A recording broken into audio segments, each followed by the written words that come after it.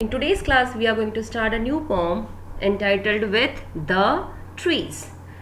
The poetess of this poem is Adrienne Rich. तो आज हम करने जा रहे हैं आपकी न्यू पोम जिसका नाम है द ट्रीज, जो लिखा है एड्रियन रिच ने। अब एड्रियन रिच कौन है पहले वो देख लेते हैं। तो एड्रियन रिच जो थी वो एक अमेरिकन पोएट थी, एसेइस्ट थी और फेमिनिस्ट थी। वो पैदा हुई थी, she was born on 16 May 1929 और उनकी डेथ होती है at the age of 82 on 27 March 2012। इसके अलावा उन्होंने बहुत सारी चीज़ें की हैं, जैसे उनके द्वारा लिखी गई बहुत सारी बुक्स हैं, पोएम्स हैं, जिसके बारे में हम यहाँ पे इतना ज़्यादा डिटेल नहीं करेंगे। लेकिन हम जो पोएम को आज करने चाह रहे हैं, जो पोएम हम कर रहे हैं आज, द ट्रीज़, बहुत ही खूबसूरत कविता है। यहाँ पे आप देख पाएंगे कि ट्रीज़ की वैल्यू क्या है और प्रेजेंटली फिलहाल के दिनों में हम देखने जाएं तो ट्रीज़ की क्या दुर्दशा हो रही है, और वो भी किसके द्वारा, ह्यूमन बींग्स के द्वारा। तो चलो शुरू किया जाए ये पोएम। अब इसका जो सेंट्रल आइडिया है, basically it's a natural poem. ये जो कविता है कि नेचुरल पोम मानी जाती है, क्योंकि जंगल क्या है, जंगल को कैसा हैबिटेट दिखाया गया रहने की जगह, तो इंसानों का तो बिल्कुल नहीं है, बर्ड्स का, एनिमल्स का, इंसेक्ट्स के रहने की जगह है। लेकिन जब यही पेड़ कटने लग जाते हैं तो बेचारे ऐसे जानवर कहाँ जाएं, वो कहाँ जा करके अपना घर बनाएं, जिसकी वजह से सिर्फ उनको ही नुकसान नहीं, इवन ह्यूमन बींग्स को भी हो रहा है, क्योंकि हमारे अर्थ का जो इकोलॉजिकल बैलेंस है वो भी डिस्टर्ब होता जा रहा है। आज की डेट में क्या हो रहा है, लोग अपने घरों में बड़ी बड़ी दीवारें बना लेते हैं और घर के अंदर पेड़ लगाने की कोशिश करते हैं एक आर्टिफिशियल बैरियर के साथ। लेकिन कभी ना कभी तो वो जो अटैचमेंट है, जो बॉन्ड है between a man and a tree and a natural resources, वो कभी ना कभी तो टूटेगा।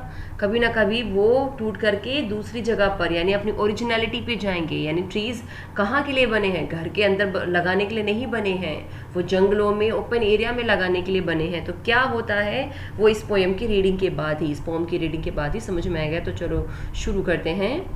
The trees inside are moving out into the forest that was empty all these days, where no bird could sit, no insect hide, no sun bury its feet in shadow.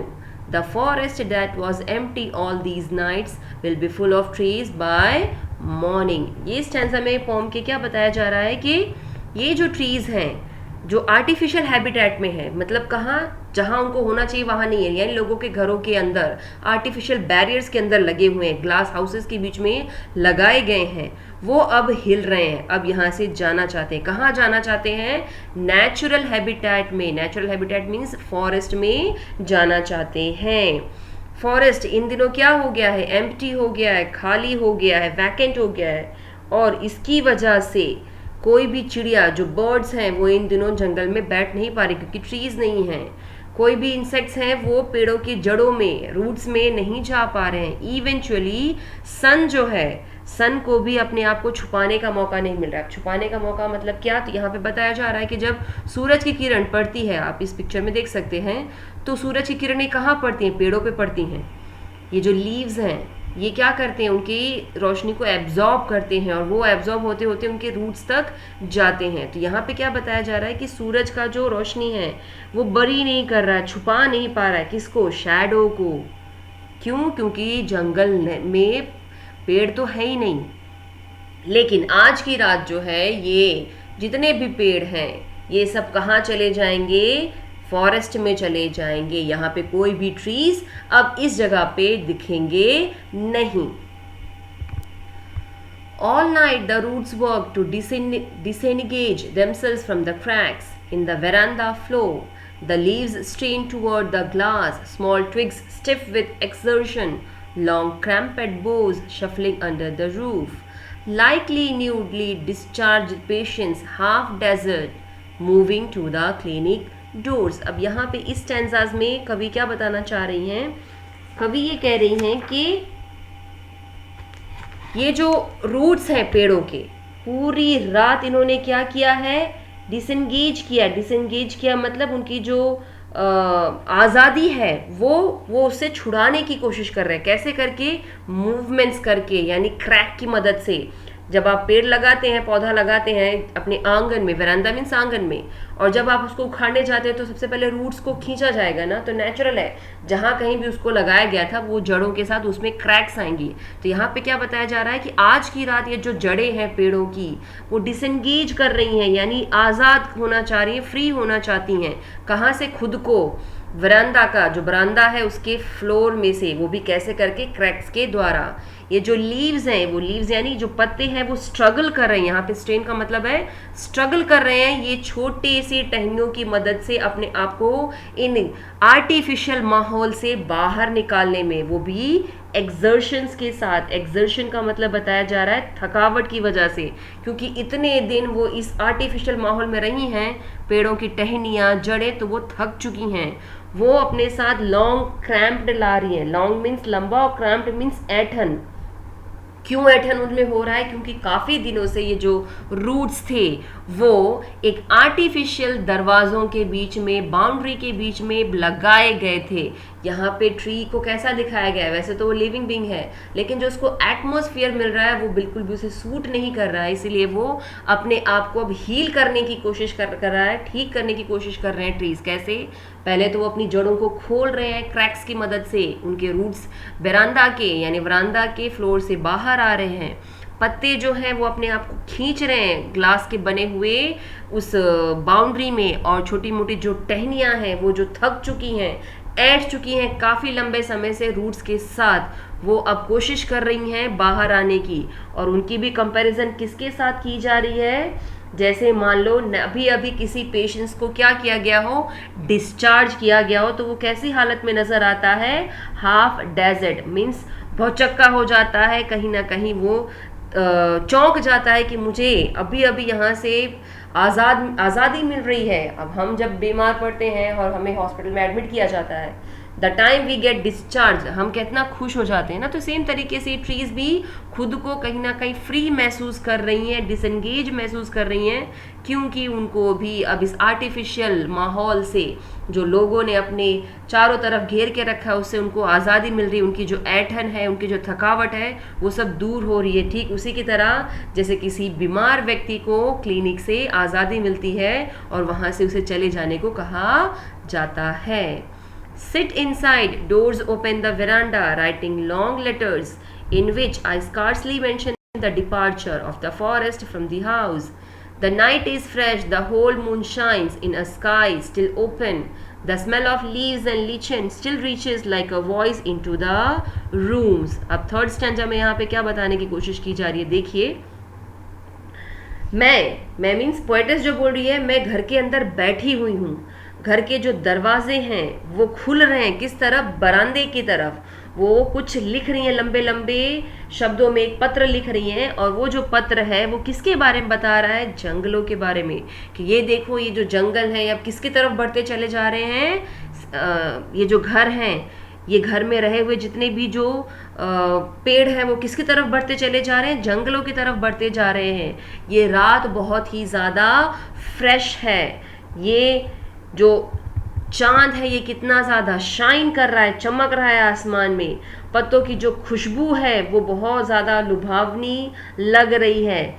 Lichen जो हैं, काई जिसे कहा जाता है, वो हर जगह फैली हुई है पूरे रूम में, मानो वो कुछ हमसे कहना चाह रही है। तो यहाँ पे थर्ड स्टैंजा में सिंपली यही बताया गया है कि पोएटेस जो है पूरे नज़ारे को देख रही होती है।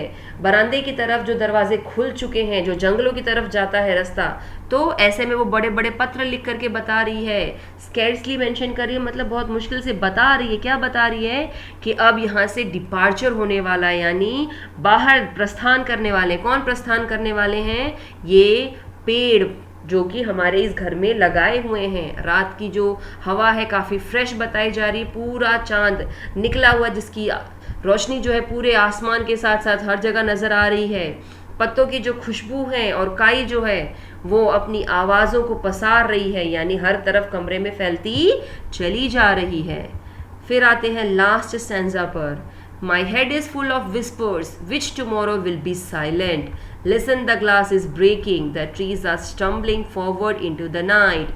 Winds rush to meet them, the moon is broken like a mirror.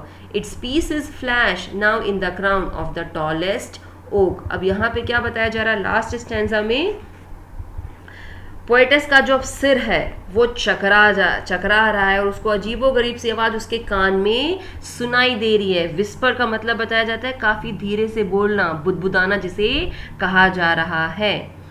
ये जो आवाज़ें हैं ये माहौल को कैसा बना रही हैं, साइलेंट, यानी बहुत ज़्यादा खामोश बना रही हैं। अगली सुबह तक भगवान जाने यहाँ क्या होगा। कवित्री पूछ रही हैं कि ये जो कांचों के टूटने की आवाज़ है, ये जो ग्लास के ब्रेकिंग साउंड्स जो हैं ये मुझे सुनाई पड़ रहे हैं। ये ग्लास के ब्रेकिंग साउंड्स जो हैं और ये जो पेड़ हैं ये आपस में क्या कर रहे हैं, स्ट्रगल कर रहे हैं। स्टम्बलिंग का मतलब बताया जाता है स्ट्रगल करना, चलने में संघर्ष कर रहे हैं। क्यों? क्योंकि अब तक हमने इन पेड़ों को कांचों की दीवारों के बीच में बांध करके रखा था, तो वो स्ट्रगल कर रहे हैं, तोड़ते हुए कांच की दीवारों को वो बाहर की तरफ निकल रहे हैं और वो मार्च कर रहे हैं किस तरफ, अपनी जीत की तरफ। और उनकी जीत क्या है, कहाँ जाना चाहते हैं, जंगल में बड़े बड़े ओक ट्री के साथ वो मिलना चाहते हैं। Wind rushes forward to meet the trees, यहाँ पे क्या बताया जा रहा है, विंड जो हवा जो है वो भी भाग रही है किसको मिलने के लिए, जंगलों को, जंगलों में आए हुए पेड़ों से मुलाकात करने के लिए चाह रही है। चांद ने भी बहुत सारे टुकड़ों में इन कांच के शीशों को फैला दिया है हर तरफ। सिर्फ कुछ पार्ट्स ही जो हैं वो मून इकट्ठा कर पाता है, जो शाइन कर रहा है कहाँ से, ओक नाम का जो पेड़ है जो सबसे ऊंचा माना जाता है उसके टॉप के, उसके ऊपर जो आई हुई ब्रांचेस हैं वहाँ से वो शाइन कर रहा है। तो यहाँ पे सिंपली आप समझ सकते हैं कि कैसे एक आर्टिफिशियल माहौल में ट्रीज को दबा करके, दबोच करके रखने की कोशिश की जा रही है, जिसमें कहीं ना कहीं ट्री जो है वो अपने आप को रोक नहीं पाता है और कुछ इस तरीके से वो जंगल की तरफ बढ़ने की कोशिश करता है। तो ये थी आपकी कविता द ट्रीज। अब हम इसके लिटरेरी डिवाइस को डिस्कस कर लेते हैं। सो लिटरेरी डिवाइसेस में पहला आ रहा है पर्सोनिफिकेशन, जहाँ पे सन बरीज इट्स फीड्स, यानी सन को पर्सोनिफाइड किया गया है किसके साथ, फीड के साथ, यानी ह्यूमन क्वालिटी को यहाँ पे देने की कोशिश की गई है, इसलिए यहाँ पे हम पर्सोनिफिकेशन देख सकते हैं। Then next is anaphora. दो लाइन जो है वो नो इमेजिनरी से शुरू हो रहे हैं। The trees inside are moving out into the forest shows kinaesthetic imaginary. अब यहाँ पे क्या बताया जा रहा है, ट्रीज को किसके साथ कंपेयर किया गया है, ह्यूमन क्वालिटीज के साथ। ट्रीज खुद चल के तो कहीं जाएंगे नहीं, ठीक है, जो कहीं ना कहीं काइनेस्टिक इमेजिनरी दिखाई गई है, इसलिए हम कह सकते हैं यहाँ पर हमने एनाफोरा पोएटिक डिवाइस आ रहा है। देन कम सिमिली, ट्रीज को कंपेयर किया गया किसके साथ, पेशेंस के साथ। आप देख सकते हो कि ट्रीज की टहनियों के बारे में डिस्कस किया गया था कि वो काफ़ी थकी हुई हैं, मुड़ी हुई हैं, तो यहाँ पे एक ऐसा पेशेंट जो कंटिन्यू अगर 2-4 दिन हॉस्पिटल में टिक जाता है तो उसकी बॉडी कैसे अकड़ जाती है, तो यहाँ पे हमें सिमिली देखने मिल रहा है। देन अगेन कम्स पर्सोनिफिकेशंस, क्योंकि ट्विग्स एंड बोग्स को भी पर्सोनिफाइड किया गया है। देन कम्स एलिट्रेशन, क्योंकि काफ़ी सारे लेटर्स जो हैं जैसे कि long letters, forest, from, sky, still, leaves and lynches, जिसमें इसमें एल रिपीट हो रहा है, इसमें एफ लेटर रिपीट हो रहा है, एस रिपीट हो रहा है, अगेन एल रिपीट हो रहा है, इसलिए यहाँ पे हमें एलिट्रेशन देखने को मिल रहा है। Then again come simile, the moon is compare to mirror. Moon को किसके साथ कंपेयर किया गया है, शीशे के साथ, कांच के साथ। तो मून को लास्ट में दिखाया जाता है कि वो टूट जाता है मिरर की तरह, जबकि ऐसा कुछ होता नहीं है रियलिटी में, लेकिन यहाँ पे हमें सिमिली देखने को मिल रहा है। तो हम ये कह सकते हैं कि ये कुछ पोएटिक डिवाइसेस थे आपकी पोएम द ट्रीज में। ये पोम को एड्रियन रिच ने लिखा था, जिसे आपको याद रखना बहुत ज़रूरी है। आई होप आपको ये कविता अच्छे से समझ में आ गई होगी। धन्यवाद।